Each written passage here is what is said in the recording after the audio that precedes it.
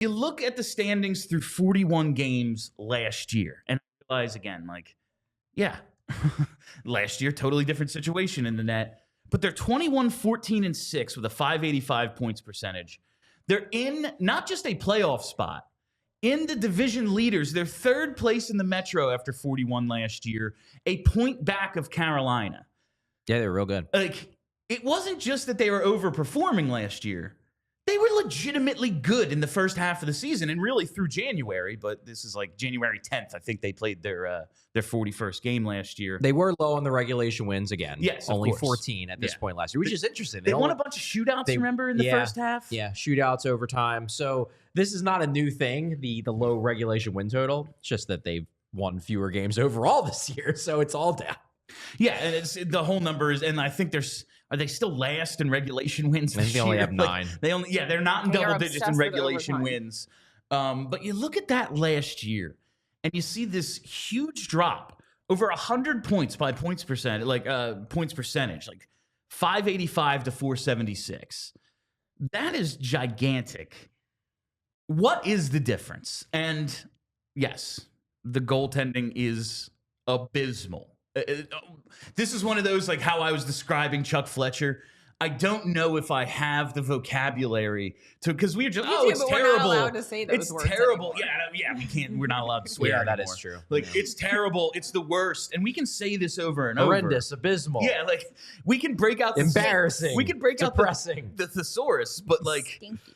I don't even know if we can properly convey how bad it's been. We'll look at some numbers later, but outside of that. So we're not allowed to say goaltending. We will get to the goaltending. Is that the rule here? There will be plenty of time to talk. Spoiler also, this is going to be a long show today. Like, are there major differences outside of, they're stopping like 87% of the shots? I don't think they look that much worse than they did. Especially lately. Last season. Yeah, lately they've really picked it up. And they're winning less somehow. Maybe at the start of the season. At the start of the season, they definitely. weren't as good legitimately as last bad. year. For first month into the first maybe 5 weeks of the year, they were actually playing. They really dug poorly. themselves a big hole there at that's the another start. part So of it, maybe that's what we're looking at here. Because I got this, it's something that Jordan Hall tweeted out the other day, and somebody at StanJonathan17 tweeted it to us. Like, Jordan Hall says, Flyers have played their fair share of top 10 teams. They're 1-9-4 against the NHL's top 10 teams entering Monday. Last season, the Flyers finished with 13 wins over top 10 teams. And Stan Jonathan, Dale Hunter is his name, but Stan Jonathan. I would say this is a clear sign of regression from year 2 to year 3 in the rebuild. Do you buy that?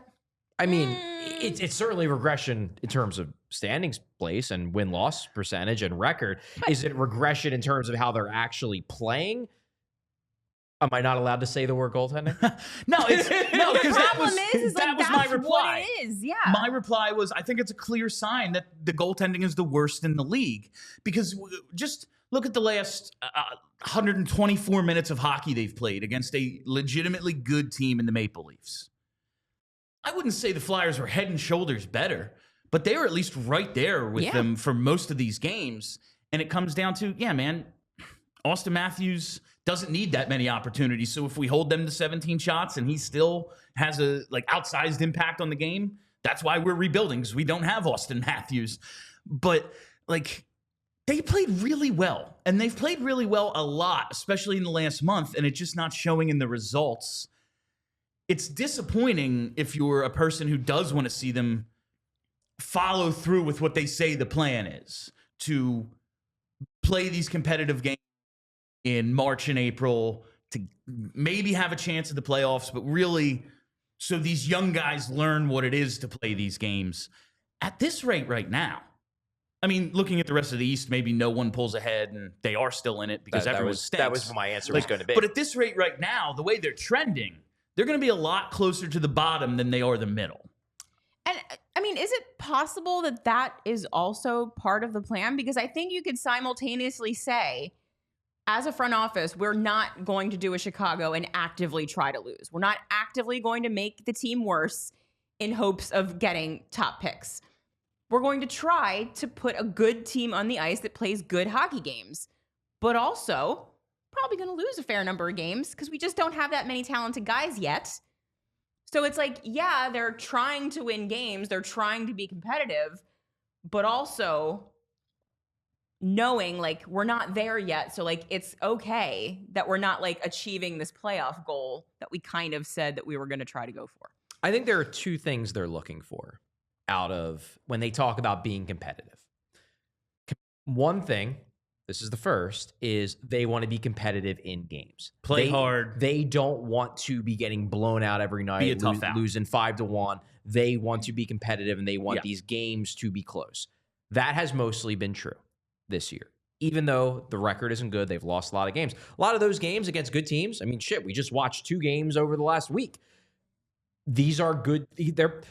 Toronto's a very good team. They played them tough in both games. They lost by 1 goal in each of those games. Both of those games qualify as being competitive. Yeah. The other thing is, can they be competitive in terms of making the playoffs or at least playing meaningful games until March, even April? At least right now, they still are in that realm. Yeah. Now, granted, it's not necessarily because of what they're doing. It's more because of what the Eastern Conference and the league as a whole is doing. But so far, they are achieving both of their stated competitiveness goals. The games are competitive, and they are still in the theoretical playoff mix. They don't have a 0.8 playoff percent chance when you look at Dom's playoff odds on The Athletic, when you look at Michael Blake McCurdy's odds on hockeyviz.com.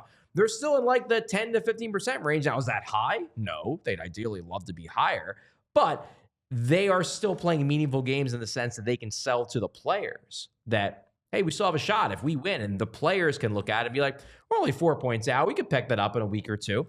That's what's most important to them, I think, from a competitiveness standpoint. Now, the question is whether that's going to continue over the final 41 games of the year. Do they get demoralized and fall off a cliff? Do enough teams in the Eastern Conference play up to their talent levels and make it so the Flyers aren't hanging around and, well, we can make it, we're close enough to take a run? That's possible. Right now, though, I think they're getting what they want from a competitiveness standpoint. And to the point of like, well, they want to be competitive and like it's not their stated goal to make the playoffs, but if you want to be in it at the end, like, well, you're going to want to win those games. If that was as important as maybe I'm making it, Danny Briere has had from January 20th of last year to present to address the goaltending situation. He didn't. Sure. He decided to go with these guys. And listen, we've talked about it over and over. It's a fact-finding mission about Ersson. Fedotov, maybe it wasn't the smartest thing in the world to be like, yeah, we're going to sign you. We're going to sign you for 2 years for this amount of money. But they wanted to do it. They wanted to give him a shot. Kolosov, we all know what we think at least that situation is. They decided to do this. And whether it works or not, we were going to see. Well, through 41 games, it really freaking hasn't. But just because you're not getting the answer that would be best doesn't mean you're not getting a valuable answer.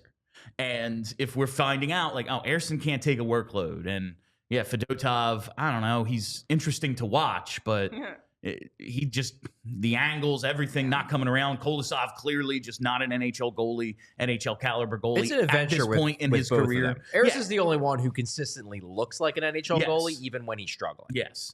No, it's an absolute, like, the soft goals, the weird goals and everything. It's been insane. The Flyers surrender a ton of goals, and it's because even when they hold a team to 17 shots, it's like, yeah, 3 went in. How? Well, because the goalies aren't that good. They're scoring more goals per game this year than last year. Last year, they were at 2.82. This year, they are at 2.98. So that is a measurable, not substantial, but a measurable improvement. Something. And if you are looking at the last 2 months, then they're actually in the top third of the year in goals scored. So they are making improvements in areas. They are driving play better at 5-on-5 than they did last year. In a lot of ways, the skaters are better. The goaltending is, and it wasn't that great if you look at the season overall last year. Now, if you're just looking at the first 41 games of last year, it was very good. Yeah. If that's the comparison point. This year, the goaltending from the jump, really, with the exception of maybe like 3 weeks in November, which, by the way, the only month of the year when they had a winning record. Shocking. It's almost like there's a dramatic, a strong correlation here between the two things. That's the only point of the year when the goaltending's been good. Aside from that, it's been somewhere between bad and like gobsmackingly awful. Just like comically bad, Yeah. like numbers that you don't see. They don't make sense. Like in the modern NHL, or at least like post all the lockouts of our lifetime NHL. Right. You don't see these numbers, but that is where we are. And it really does come down to that. I do think there are, like, on top of the losing and the goaltending, some actual disappointments. Oh, yeah. Like Oh, yeah. individual players I that you're agree. just like, what the hell, man? And not just the goalies. No, there not are just- no, players no, no. who have been Yeah. disappointing. I agree And with those guys are like, you can add that to everything and be like, well, see, it's not working. And there's going to be ups and downs of every season. Like, there's good teams in this league that are having with players that are having seasons that are a little disappointing. Yeah. But they have enough Yeah. other good players Right. to make up for that. that. Or they have league average goaltending. Yeah, or Yeah. like, or Some of them even have both of those Yeah. things. and then What? they're probably in the top 3 in their division. Yeah. Especially in the East. Like, That's the thing, it's like- probably Even with all of the disappointments that we're going to talk about, Yeah. with league average goaltending, no one's questioning the rebuild. Exactly. They're just like, oh, okay, this is fine. Yeah. This is exactly what the Flyers want it to be. Right.